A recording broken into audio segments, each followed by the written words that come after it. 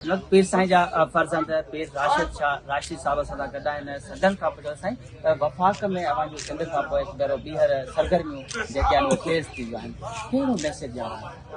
पहिरियों वफ़ाक़ में सरगर्मियूं तो असां शुरू कयूं असांजी पार्टी सिंध पे कमु करे पई वो त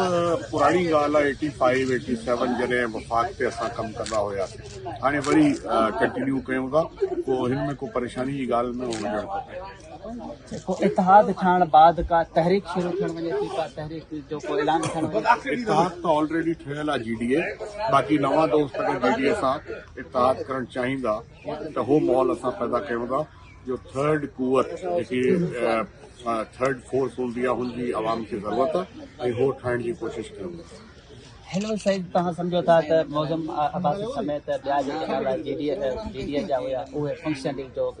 मुकमल हिसो थी चुका आहिनि छा अञा वधीक के वॾा नाला त मुस्तक़बिल में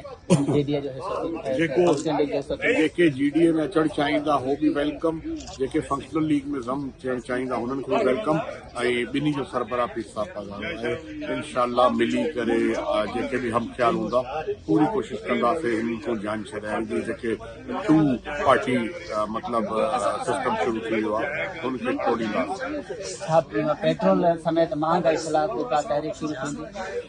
पेट्रोल जी महांगाई जे अलावा बि हर शइ महांगी थी वई आहे दवा बि महांगी थी वई आहे पेट्रोल जे बग़ैर त माण्हू ईअं गुज़ारो करे सघे थो कि पंधु बि घुमी सघे थो साइकिल ते बि घुमी सघे थो पर दवा जे बग़ैर गुज़ारो कीअं कंदो हर शइ महांगी थी वई आहे करप्शन वधी वई आहे कानून कमज़ोर थी वियो आहे ऐं गुंडा राज मज़बूत थी वियो आहे। वरी महिरबानी साईं राशिद शाह राजदी पंहिंजनि सालनि जो इज़हार कयो